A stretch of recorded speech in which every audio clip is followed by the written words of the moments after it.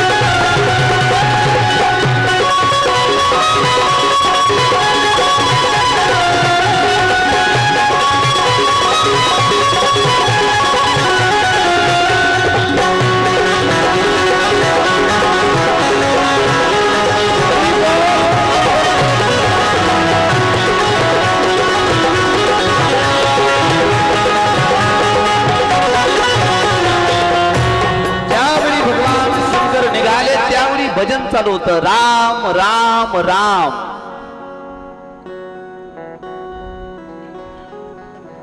म्हणले राम म्हटलं की पाप बाहेर पडत, रा केलं की तोंड मोठं होतं, म म्हणलं की तोंड बंद.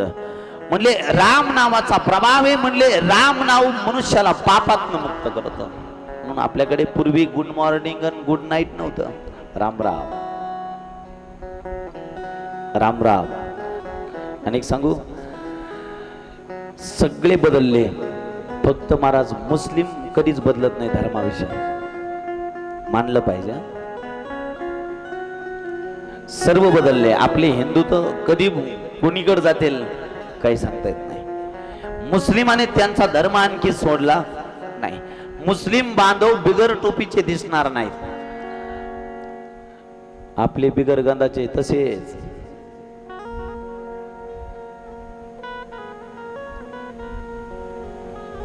ज्याने ज्याने ज्याचा त्याचा धर्म सांभाळावा. लोक मुस्लिमाला दोष देतात, पण मी मुस्लिमांना बिलकुल दोष देत नाही. धर्म त्यांनी जेवढा जागलाय तेवढा आपल्याला आपला धर्म सांभाळता आला नाही. त्यांनी जेवढं धर्म सांभाळतात तेवढे आपण नाही सांभाळत. 99% पुरुषाला धर्माविषयी काहीच घेणं देणं नाही, काही घेणं देणं नाही. जर सगळ्यात जास्तीचा धर्म कोणामुळे टिकून असेल तर फक्त स्त्रियामुळं धर्म टिकून. 99% माणसाला उपवास माहितीच नसतो. जर एखादा उपवास महिन्याचा करत असेल, एकादशी तर बायकोला सांगायला लागतं, बरं उद्या एकादशी.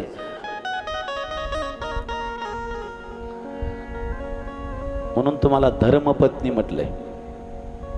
काय म्हटलंय? धर्मपत्नी. आज ज्यावेळी महादेव निघाले त्यावेळी मनामध्ये हा भाव आहे की मला रामाचं दर्शन झालं पाहिजे. म्हणून राम राम राम करत करत निघाले. आणि महादेवाने मनातून इच्छा केल्यामुळे माझ्या भगवंताला महादेवाची इच्छा पूर्ण करावी लागली. चांगली इच्छा मनातून करा, माझा महादेव पूर्ण करतो म्हणजे करतो. चांगली इच्छा करा, नक्की पूर्ण करेल.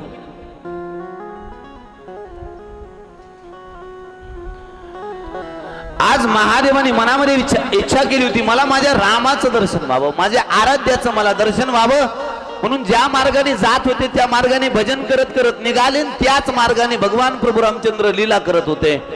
काय लीला करत होते म्हणले, रावणाने सीताजीचं हरण केलं होतं आणि रावणाने हरण केल्यामुळे भगवान प्रभू रामचंद्र सीतेच्या विरहामध्ये रडत होते.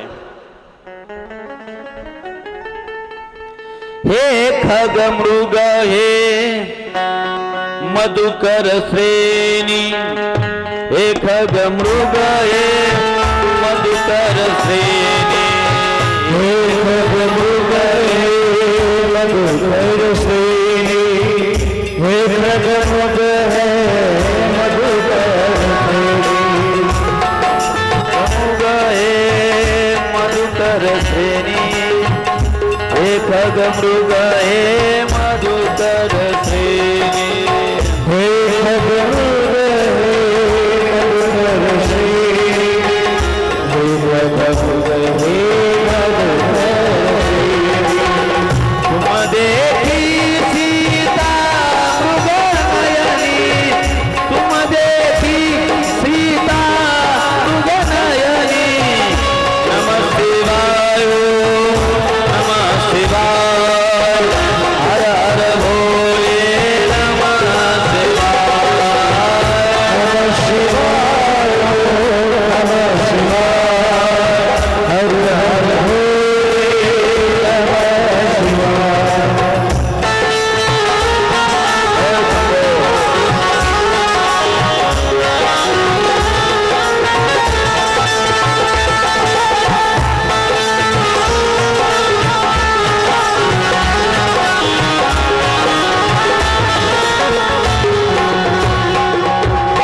महादेव दर्शनाची लालसा करतायत आणि माझे भगवान प्रभू रामचंद्र त्यावेळी नाटक करतायत. म्हणले सीता करता रडतायत.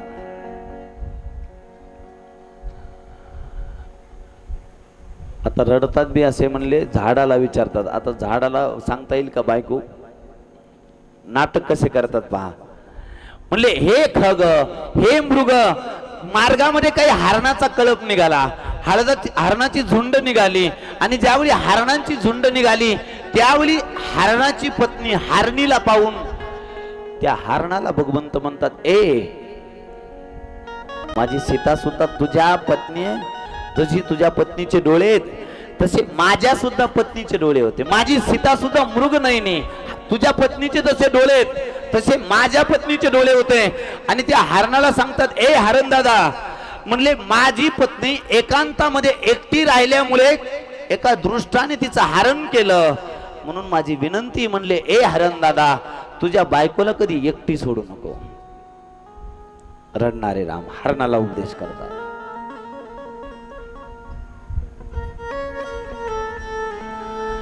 आणि एक सांगू, जी वस्तू आपल्या हातून जाते त्यावेळी तिची किंमत कळते.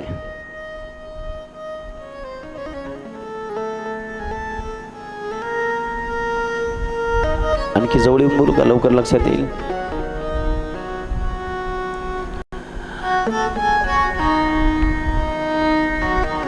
डोक्याचे केस गेल्यानंतर केसाची किंमत कळते. होतीपर्यंत काही लाव काही लाव काही लाव काही लाव, संपलं. गेल्यानंतर किंमत. आणखी जवळ येऊन बोलू का, जोपर्यंत आई होती, जोपर्यंत वडील होते तोपर्यंत किंमत नाही, गेल्यानंतर.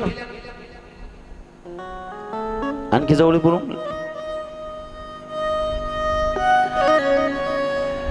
जोपर्यंत तुमच्या हातामध्ये पैसा होता तोपर्यंत पैशाची किंमत कळाली नाही.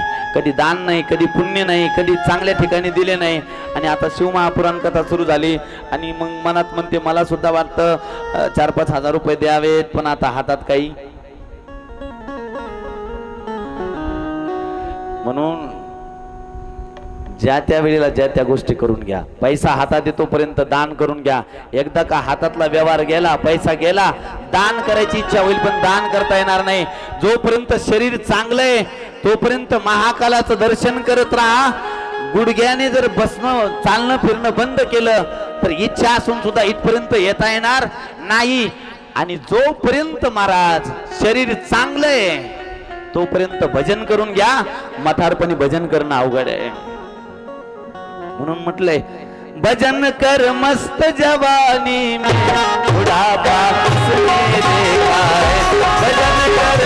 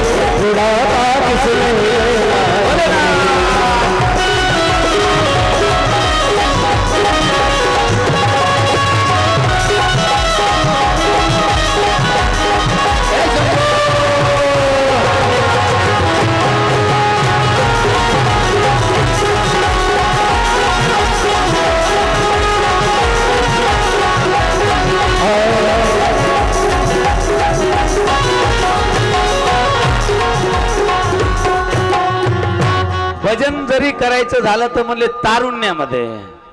आता ज्याचे गुडघेच उठू देत नाहीत त्याने काय पावल्या खेळावं.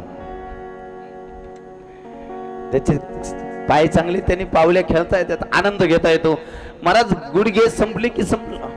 कानाने ऐकायला येतो तोपर्यंत कथा. एक सांगू, डोळ्याने पाहता येतो तोपर्यंत चांगलं पहा. माझा महादेव कधीच तुमचं वाईट होऊ देणार नाही. डोळ्याने चांगलं पहा, कानाने चांगलं ऐका. कानाने नेहमी चांगलं ऐका, कानाने कधीच वाईट ऐकू नका, डोळ्याने कधी वाईट पाहू नका. या इंद्रियामध्ये सर्वाधिक जर पाप कोणामुळे होत असेल तर फक्त डोळ्यामुळं. सर्वाधिक पाप डोळे करतात.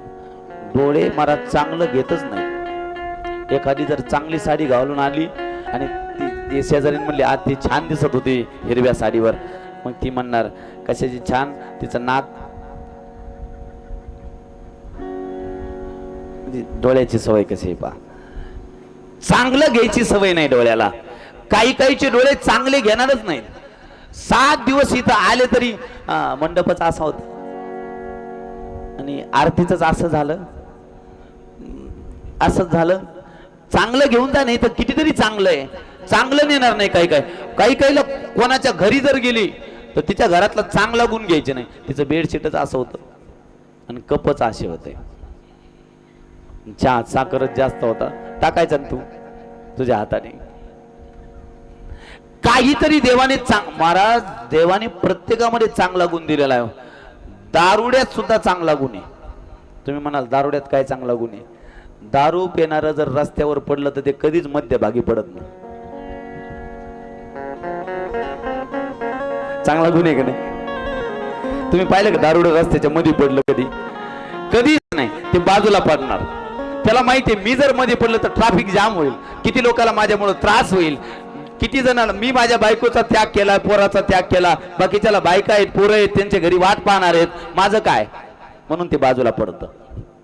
चांगला गुण आहे का नाही? चांगलं घ्यायची सवय लावा. माझी विनंती आहे, विनोद सोडून द्या. कधी कधी रोग पडल्यावर फवारा मारावा लागतो. चांगलं घ्यायची सवय लावा. कुठं जरी गेले तरी चांगलं घ्या. आणि एक सांगू, दुसऱ्याचं नेहमी चांगलं चिंतवा. माझा महादेव तुमचं नेहमी चांगलं करेल. नेहमी दुसऱ्याचं चांगलं, कधीच कोणाचं वाईट चिंतन करायचं नाही. कधीच शत्रू जरी असला तरी सुद्धा नाही. शत्रूचा सुद्धा नाही.